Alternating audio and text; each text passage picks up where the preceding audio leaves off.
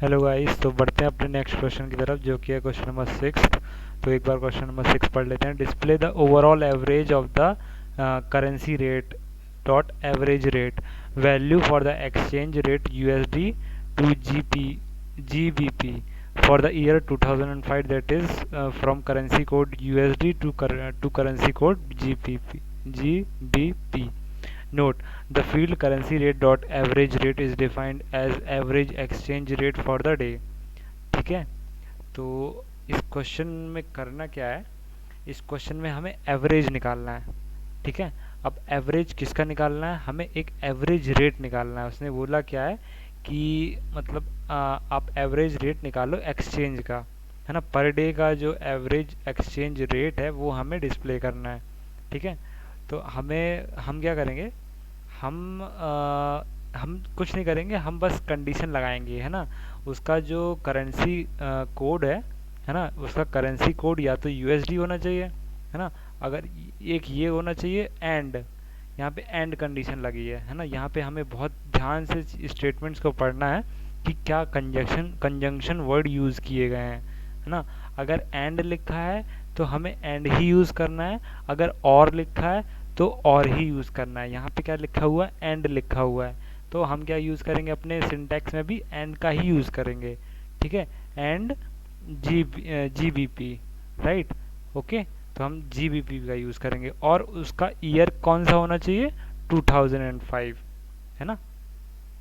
ठीक है, USDT होना चाहिए और USDT के साथ साथ GBP होना चाहिए और उसका ईयर 2005 होना चाहिए, है ना। हमें बस ये कंडीशन लगानी है, राइट। आई थिंक आप लोग सोच पा रहे होगे क्वेरी को, है ना, कि हमें कैसे क्वेरी लिखनी है ना। हमें टोटल एवरेज एक्सचेंज रेट निकालना है, उसका एवरेज निकालना है ना, एक्सचेंज रेट का। और उसमें से 3 कंडीशन लगानी है। कौन कौन सी, कि उसका जो करेंसी कोड होना चाहिए वो USDT होना चाहिए, है ना। और जिस करेंसी में मतलब भेजा जा रहा है उसका करेंसी कोड होना चाहिए USDT, और जिस करेंसी को भेजा जा रहा है उसका रेट होना चाहिए GBP, राइट। जिससे भेजा जा रहा है उसका USDT और जिसको भेजा जा रहा है वो GBP। और कौन से ईयर में भेजा जा रहा है, फॉर द ईयर 2005, राइट। चलते हैं अपने एडिटर की तरफ और टाइप करते हैं यहाँ पे अपनी क्वेरी। ठीक है, सबसे पहले क्या करेंगे, सेलेक्ट एवरेज के लिए क्या यूज़ करते हैं, फंक्शन AVG। ठीक है, तो AVG क्या यूज़ करेंगे, एवरेज रेट,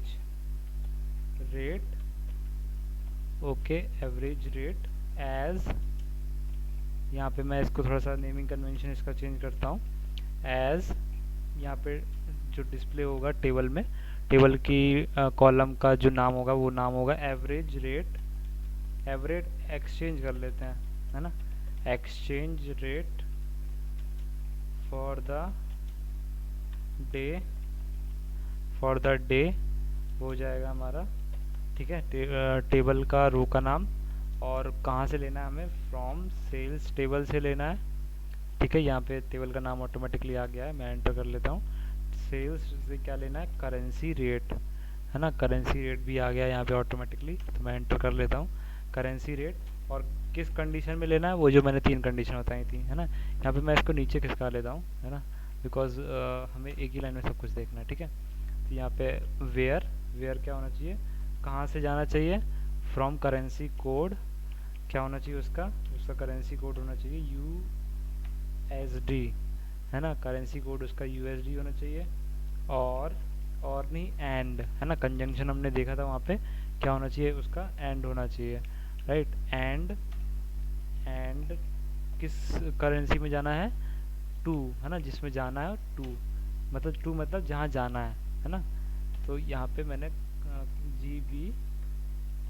GBP में जाना है। ठीक है, उसके बाद फिर से एंड।